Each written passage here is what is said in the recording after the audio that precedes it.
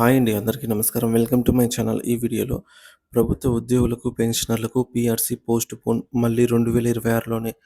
దీనికి సంబంధించిన పూర్తి సమాచారం ఈ వీడియోలో తెలుసుకుందాం. వీడియోని ఎక్కడే కానీ స్కిప్ చేయకుండా చివరిదాకా చూడండి. అప్పుడే ఇన్ఫర్మేషన్ పూర్తిగా అర్థమవుతుంది. వీడియో చూస్తున్న ప్రతి ఒక్కరు వీడియోకి లైక్ చేయండి ఫ్రెండ్స్. ఈ వీడియోని తోటి ఉద్యోగ పెన్షన్ మిత్రులతో అయితే షేర్ చేయండి. కొత్తగా మన ఛానల్ చూస్తున్న వారు సబ్స్క్రైబ్ చేసుకోకుంటే వెంటనే మన ఛానల్ అయితే సబ్స్క్రైబ్ చేసుకోండి.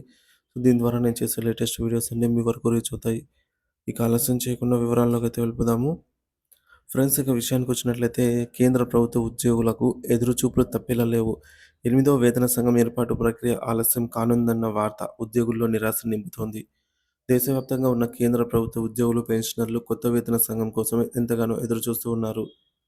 గతంలో కేంద్ర ప్రభుత్వం నుంచి దీనిపై సానుకూల సంకేతాలు వెలువడినప్పటికీ తాజా పరిణామాలు మాత్రం నిరాశ కలిగిస్తున్నాయి.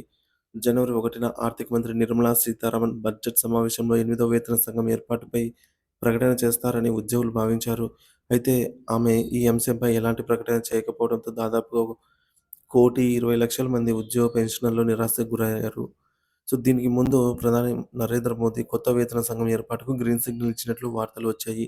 కానీ బడ్జెట్‌లో దీని గురించి ప్రస్తావన లేకపోవడంతో సంఘం ఏర్పాటు మరింత ఆలస్యం అవుతుందని నిపుణులు అంచనా వేస్తున్నారు.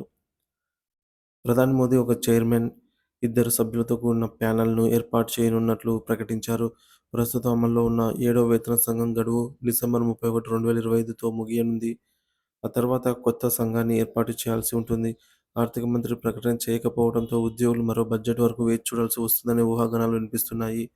ఒకవేళ ఇది జరిగితే ఉద్యోగులు తమ వేతన పెంపు కోసం మరింత కాలం ఎదురు చూడక తప్పదు. గతంలో 7వ వేతన సంఘం ఏర్పాటు సమయంలో కూడా కమిషన్ ఏర్పాటుకు చాలా సమయం పట్టింది. కొత్త వేతన సంఘం వచ్చే సంవత్సరం నుంచి అమల్లోకి వచ్చే అవకాశం ఉంది. దీని ప్రకారం ప్యూన్లు, అటెండర్లు మూల వేతనం 18,000 నుంచి 51,000 వరకు పెరిగే అవకాశం ఉందని తెలుస్తోంది. దీనిపై అధికారిక ప్రకటన వెలువడే వరకు వేచి చూడాల్సిందే.